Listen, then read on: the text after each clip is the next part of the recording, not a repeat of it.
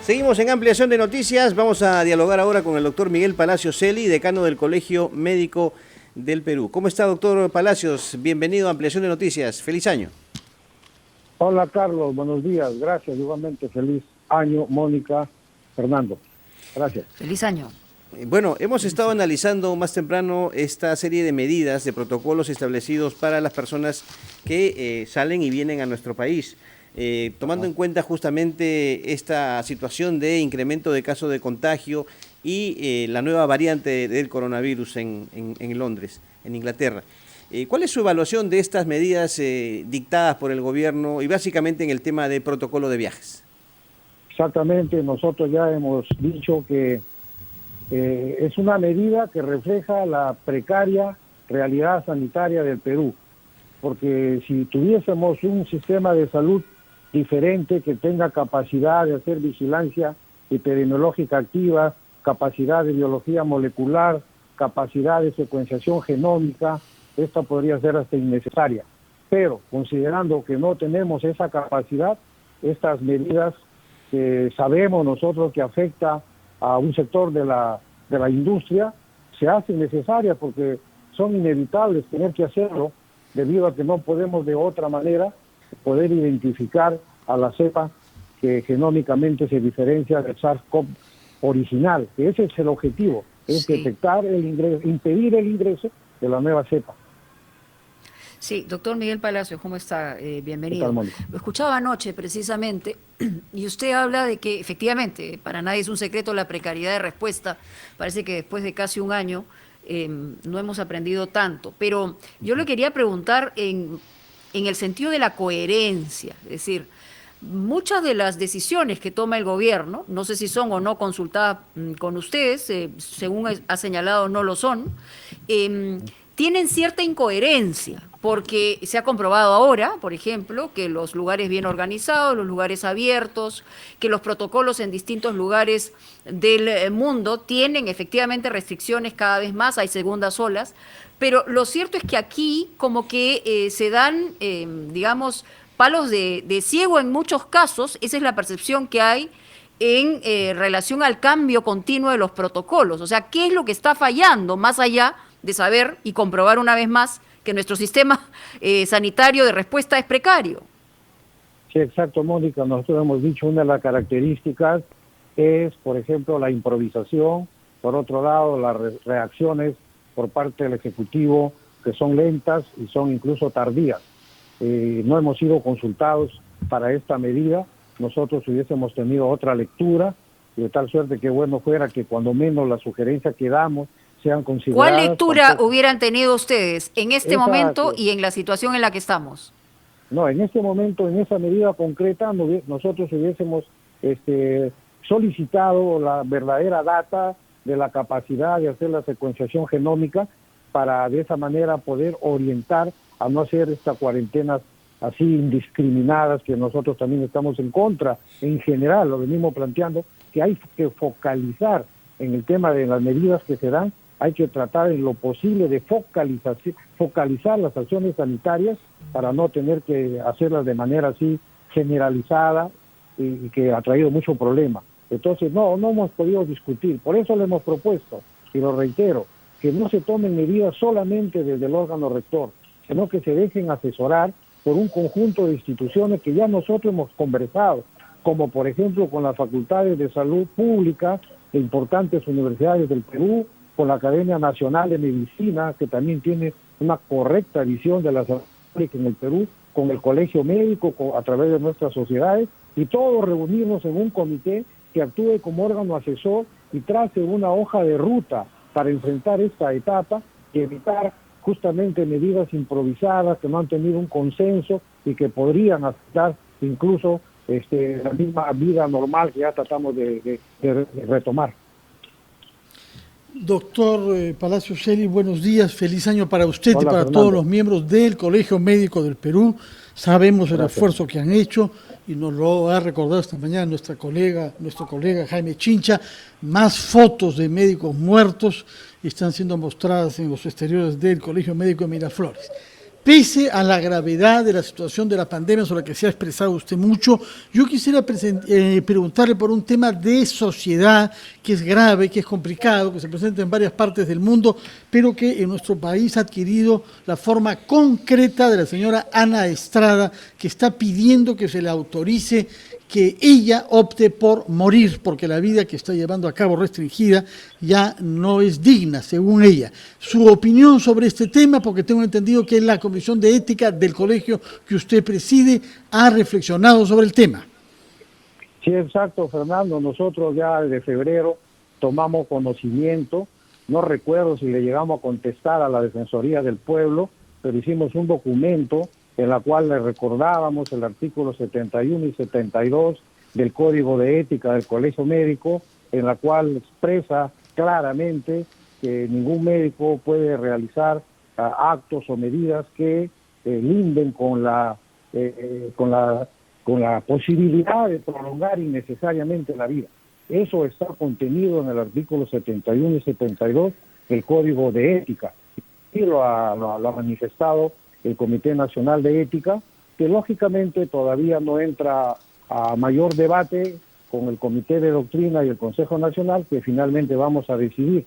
Pero nosotros somos ahí con mente abierta para conversar el caso. No lo conozco yo personalmente en detalle, pero tenemos la articulación normativa en el Código de Ética que ningún médico puede participar de esas actividades que permitan prolongar innecesariamente la vida de las personas, que se deje seguir el curso natural de la historia de una vida, y si así fuera el caso, nosotros ya tendríamos que en los días que vienen tomar una decisión que se truncó por el tema de la pandemia, y antes de que entremos a esta segunda etapa, que también ya estamos bastante comprometidos, sabemos que se han caído 5 miembros del Comité Directivo Nacional, entre ellos Ciro Maguiña, sí. Entonces cada vez somos menos los que dirigimos el colegio, pero daremos tiempo para emitir una opinión como colegio sobre este caso. Doctor Palacios, ante la inminencia de la segunda ola, ¿cuál es la situación en estos momentos desde el punto de vista laboral de los médicos que están justamente en primera línea en la lucha contra la pandemia? Los contratos, básicamente muchos contratos ya han vencido, han habido denuncias públicas de médicos que ya no están trabajando pese a la situación de urgencia que hay. ¿Cómo se encuentra esto y cómo se está tratando de solucionar para tener el mayor número de médicos posibles a la hora de enfrentar cualquier gravedad en la pandemia? Sí, exacto, Carlos. Nosotros hemos dicho que la segunda ola ya se está dando en algunas regiones del Perú, específicamente Lima, el caso de Lambayeque y de Piura, que hemos identificado perfectamente. En otras realidades, en otras regiones estamos todavía en un silencio, pausa, y en otras regiones estamos iniciando el rebrote. Esa es la realidad heterogénea del Perú.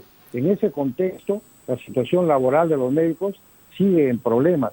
Eran 10.000 médicos que fueron contratados para la lucha contra la COVID, tipo CAS. De esos a 3.000 se les rescindió el contrato.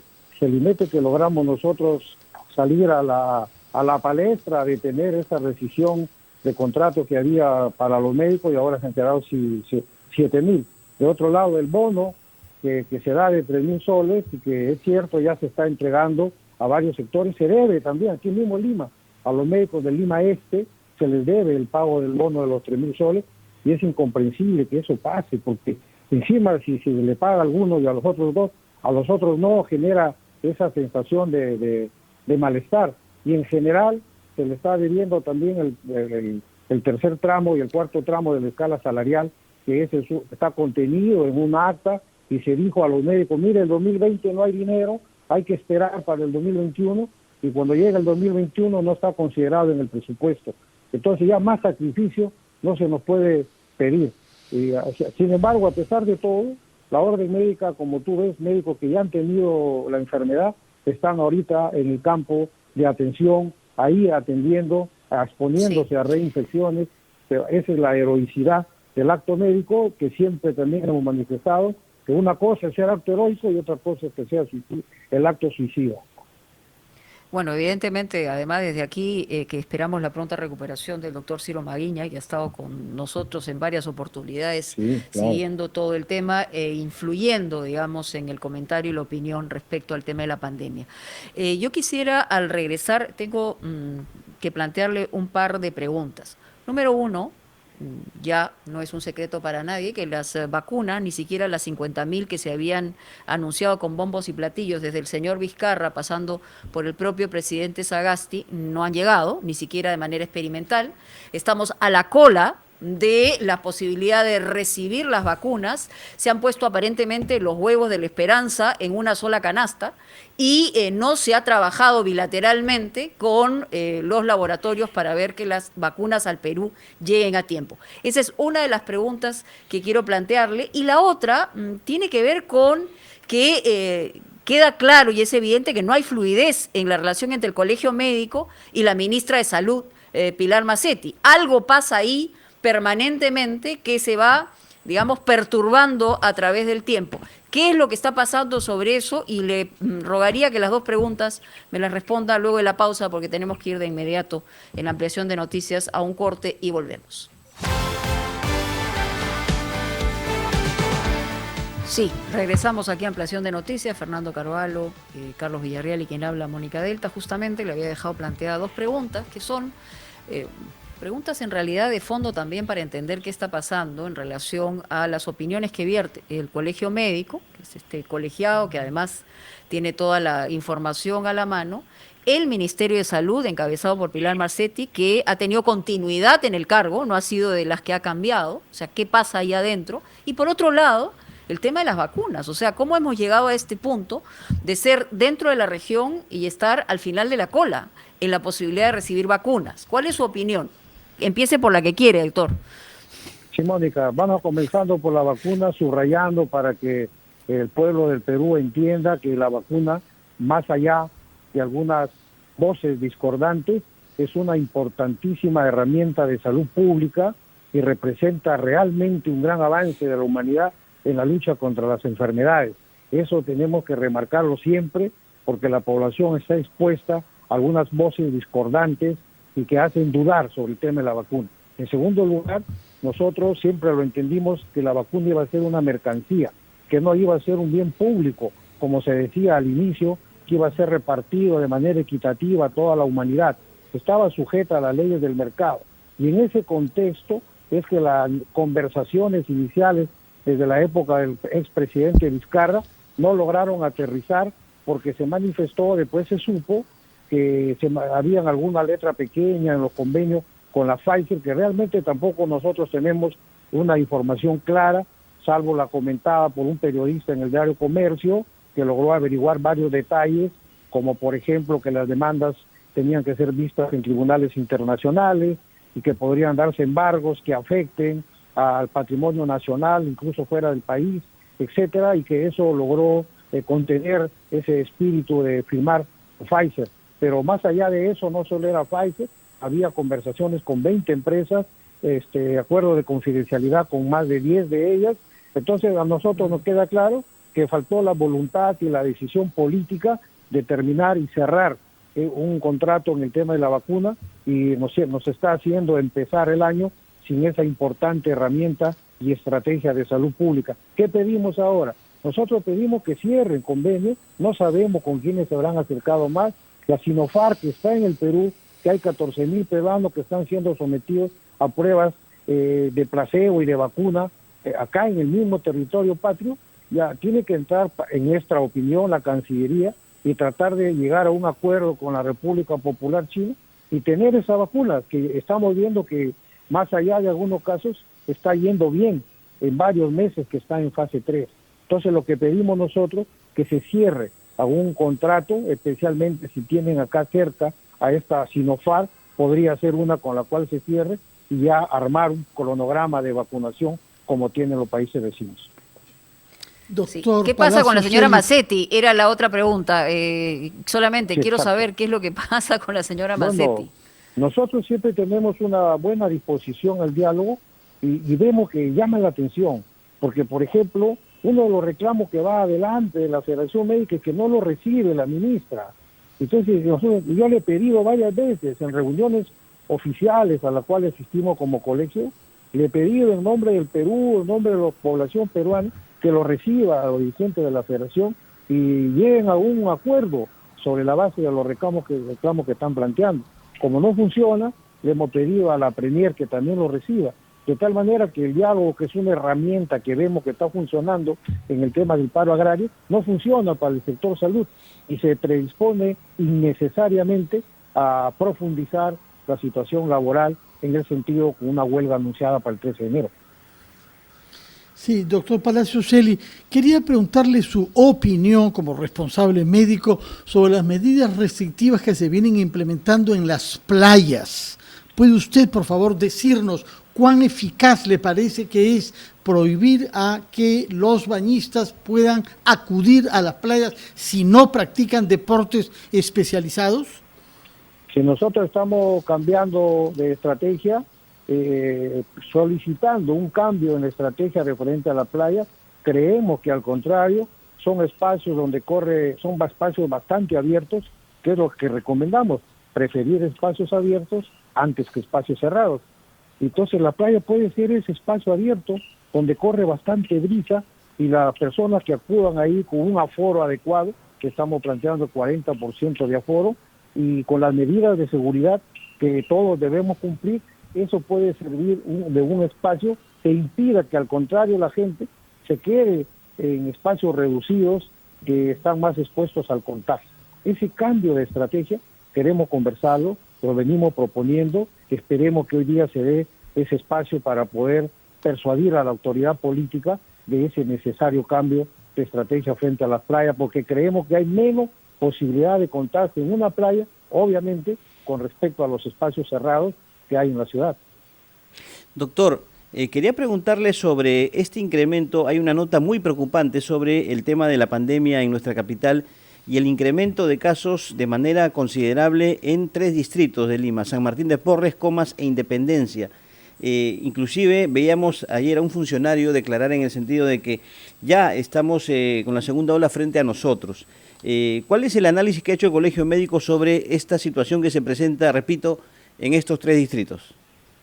Sí, claro, nosotros en estos 3 distritos y en 7 regiones, nosotros creemos que el Perú es un conglomerado de 5 regiones, a veces se comporta como si fuésemos 6 o 7 macro regiones, y se comporta el virus de manera errática en cada una de ellas. La segunda ola en Lima ya empezó, en Piura, en Lambayeque de igual manera, y hay un rebrote en otras 11 regiones, y en algunas regiones más pequeñas todavía están viviendo su pausa o su silencio epidemiológico. Es un espacio que también lo vivió Lima y que sin embargo no fue aprovechado para reforzar el sistema de salud, no fue aprovechado para hacer campañas de comunicación y educación sanitaria, en el sentido que la población tome conciencia de la enfermedad, que la población mejore la percepción que tiene de la enfermedad. Si logramos reforzar esa parte, no va a ser necesaria tanta restricción. Solo la población, tomando una debida percepción de su enfermedad, va a cumplir las medidas que se dan. De esa manera, nosotros creemos que ya se está viviendo en alguna región, como el caso de Lima, y dentro de Lima, en algunos distritos, esta segunda ola que tiene estadios, leve, moderada y puede ser severa, completamente exponencial, de tal suerte que tenemos que actuar con medidas sanitarias para evitar que ese gatillo que da inicio a la explosión de casos se produzca, porque estamos viviendo, pero no ocurre el crecimiento exponencial que es lo que se teme, que terminaría por colapsar completamente el sistema de salud. De ahí la desesperación del colegio, de ahí nuestra vehemencia como institución de poder demandar acciones que sean estratégicas y no dejarle solo al MINSA, sino reunirnos en un comité con las instituciones que tienen que ver con la salud pública y hacer una hoja de ruta bien consensual que impida la transmisión. Muy bien, doctor Miguel Palacios, decano del Colegio Médico del Perú, muchas gracias por estar con nosotros esta mañana, muy amable. Ustedes. Buenos días. Muy buenos días. Bueno, así está la situación entonces de la pandemia.